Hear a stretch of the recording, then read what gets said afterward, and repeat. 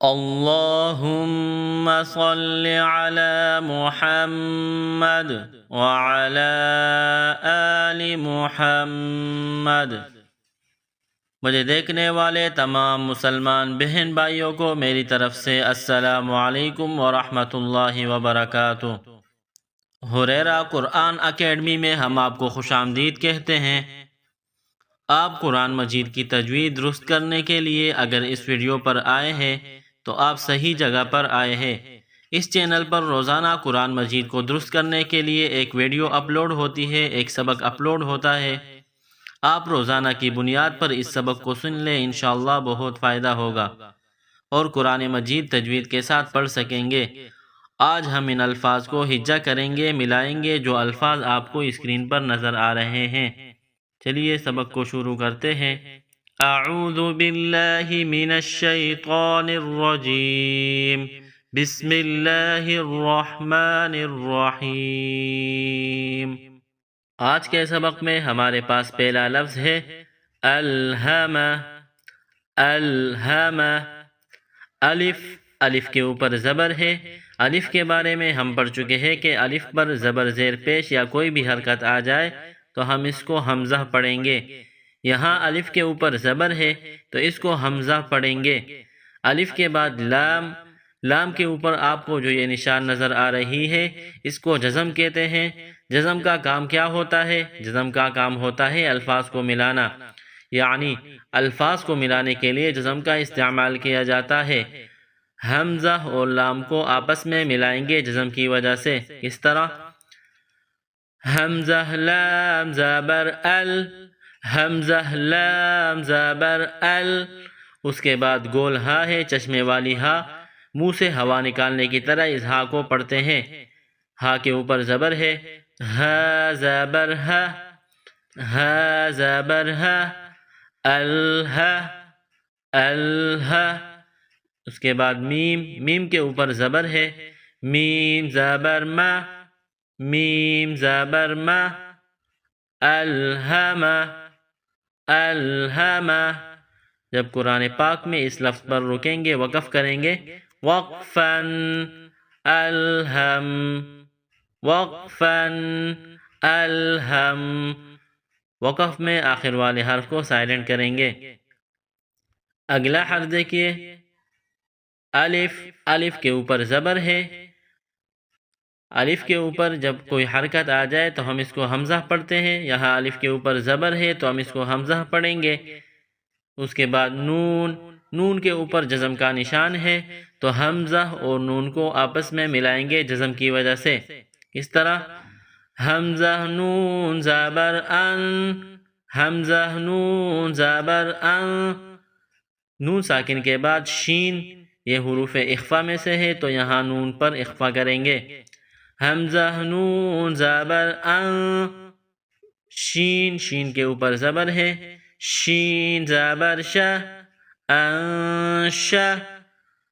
اس کے بعد را ہے، را کے اوپر زبر ہے، را کو موٹا پڑھیں گے، را زبر را، انشرا، انشرا۔ جب قرآن پاک میں اس لفظ پر وقف کریں گے، رکیں گے، وقفاً، انشر۔ وقف میں آخر والے حرف کو سائلنٹ کریں گے۔ اگلا حرف دیکھیے، الف، الف کے اوپر زبر ہے، اس کو حمزہ پڑھیں گے۔ اس کے بعد نون، نون کے اوپر جزم کا نشان ہے۔ الفاظ کو ملانے کے لیے جزم کا استعمال کیا جاتا ہے۔ حمزہ اور نون کو آپس میں ملائیں گے، اس طرح حمزہ نون زبر ان۔ نون ساکن کے بعد قاف، یہ حروف اخفا میں سے ہے تو یہاں نون پر اخفا کریں گے۔ حمزہ نون زبر ان، قاف، قاف کے اوپر زبر ہے، یہ بڑا قاف ہے نقطوں والا، اس کو موٹا پڑھیں گے، قاف زبر قا، انقا۔ اس کے بعد غاد، غاد کو موٹا پڑھیں گے، غاد کے اوپر زبر ہے، غاد زبر غا، انقضا، انقضا۔ جب قرآن پاک میں اس لفظ پر رکیں گے، وقف کریں گے، وقفاً، انقض، وقفاً، انقض۔ وقف میں آخر والے حرف کو سائلنٹ کریں گے۔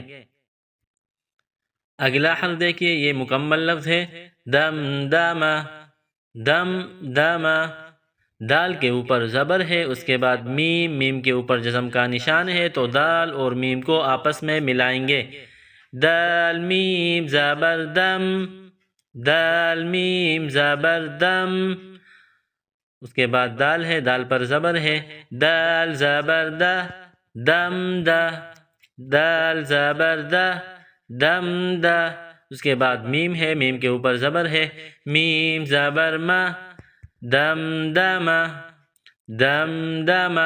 جب قرآن پاک میں اس لفظ پر رکیں گے، وقف کریں گے، تو وقف میں آخر والے حرف کو سائلنٹ کریں گے، اس طرح شروع میں دم، اس طرح آخر والے حرف میں بھی دم آئے گا، وقفاً دم دم، وقفاً دم دم۔ اگلا حرف دیکھیے، ایک مکمل لفظ ہے، عس عس، عین کے اوپر زبر ہے، گلے کے درمیان سے زور لگا کر عین کو نکالیں گے، عین کو ادا کریں گے، عین کو پڑھیں گے، اس کے بعد سین، سین میں سیٹی کی آواز پیدا کریں گے، سین کو پتلا پڑھیں گے، سین کے اوپر جزم کا نشان ہے، الفاظ کو ملانے کے لیے جزم کا استعمال کیا جاتا ہے، تو عین اور سین کو آپس میں ملائیں گے، اس طرح عین سین زبر عس، عین سین زبر عس، اس کے بعد عین، عین کے اوپر زبر ہے، اس کے بعد سین، سین کے اوپر زبر ہے، عین زبر ع، عین زبر ع، عس ع، سین زبر س، عس عس، عس عس۔ جب قرآن پاک میں اس لفظ پر رکیں گے، وقف کریں گے، وقفاً عس عس، وقف میں آخر والے حرف کو سائلنٹ کریں گے، وقفاً عس عس۔ اگلا حرف دیکھیے، الف، الف کے اوپر زبر ہے تو اس کو حمزہ پڑھیں گے، اس کے بعد عین، عین کے اوپر جزم کا نشان ہے، الفاظ کو ملانے کے لیے جزم کا استعمال کیا جاتا ہے، تو حمزہ اور عین کو ملائیں گے، حمزہ عین زبر اع، حمزہ عین زبر اع، اس کے بعد با ہے، با کے اوپر پیش ہے، با پیش بو، اعبو، اس کے بعد دال ہے، دال کے اوپر پیش ہے، دال پیش دو، اعبدو، اعبدو۔ قرآن پاک میں اس لفظ پر رکیں گے، وقف کریں گے، وقفاً اعبد، وقف میں آخر والے حرف کو سائلنٹ کریں گے، یہاں دال ہے، یہ حروف قلقلہ ہے، اور دال جب ساکن ہوگا تو اس کو قلقلہ کریں گے، وقفاً اعبد۔ اگلا حرف دیکھیے، نون، نون کے اوپر زبر ہے، عین، عین کے اوپر جزم کا نشان ہے، الفاظ کو ملانے کے لیے جزم کا استعمال ہوتا ہے، نون اور عین کو ملائیں گے، نون عین زبر نع، با، با پر پیش ہے، با پیش بو، نعبو، دال، دال کے اوپر پیش ہے، دال پیش دو، نعبدو، وقفاً۔ جب وقف کریں گے، رکیں گے، تو آخر والے حرف کو سائلنٹ کریں گے، یہاں دال ہے، دال پر جب جزم کا نشان آئے گا، دال ساکن ہوگا تو دال پر قلقلہ کیا جائے گا، وقفاً نعبد۔ اگلا حرف دیکھیے، یا کے اوپر زبر ہے، اس کے بعد خا، موٹا پڑھیں گے خا کو، خا کے اوپر جزم کا نشان ہے، یا اور خا کو ملائیں گے، یا خا زبر یخ، یا خا زبر یخ، اس کے بعد را ہے، را کے اوپر پیش ہے، را کو موٹا پڑھیں گے، را پیش رو، یخ رو، جیم، جیم کے اوپر پیش ہے، جیم پیش جو، یخ رو جو، وقفاً۔